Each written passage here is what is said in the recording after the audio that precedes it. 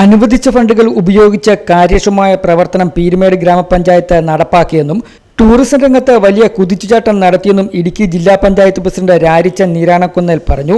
പീരുമേട് ഗ്രാമപഞ്ചായത്ത് സംഘടിപ്പിച്ച വികസന സദസ്സ് ഉദ്ഘാടനം ചെയ്ത് സംസാരിക്കുകയായിരുന്നു അദ്ദേഹം. 24 വർഷത്തെ 30 വർഷത്തോളം അടുത്ത 34 വർഷത്തോളം ആകുന്നു.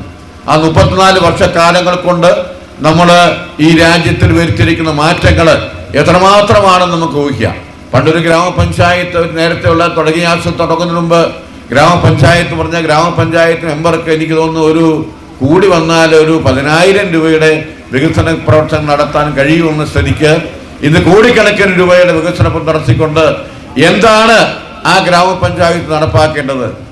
ആ നടപ്പാക്കേണ്ട പദ്ധതി നമ്മുടെ ഗ്രാമസഭകളിലൂടെ കൂടി ആ ഗ്രാമസഭ ലേഖകമായി പാസ്സാക്കി ആ വാർഡ് നടത്തുന്ന വികസന പ്രവർത്തനം എന്തൊക്കെയാണെന്ന് മനസ്സിലാക്കി ആ വികസന പ്രവർത്തനങ്ങൾക്കൊക്കെ നേതൃത്വം കൊടുക്കുവാൻ നമുക്ക് ഗ്രാമപഞ്ചായത്തുകൾ ഒത്തിരിയേറെ മാറ്റം ഉണ്ടായിട്ട് ത്രിതല പഞ്ചായത്ത് വന്നപ്പോൾ നമുക്കറിയാം.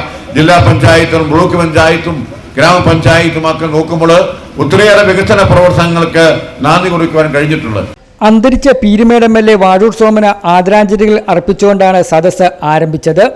പീരുമേട് ഗ്രാമപഞ്ചായത്ത് പ്രസിഡന്റ് R. ദിനേശൻ ചടങ്ങിൽ അധ്യക്ഷനായിരുന്നു. Block panchayat president OV Joseph, ജില്ലാ പഞ്ചായത്ത് അംഗം SP രാജേന്ദ്രൻ, ബ്ലോക്ക് പഞ്ചായത്ത് ആരോഗ്യ വിദ്യാഭ്യാസ standing committee chairperson Smitha Mol Shaijan, panchayat vice president Lakshmi Helen, ആരോഗ്യ വിദ്യാഭ്യാസ standing committee chairperson PA Jacob, panchayat അംഗങ്ങൾ തുടങ്ങിയവർ യോഗത്തിൽ സന്നിഹിതരായിരുന്നു.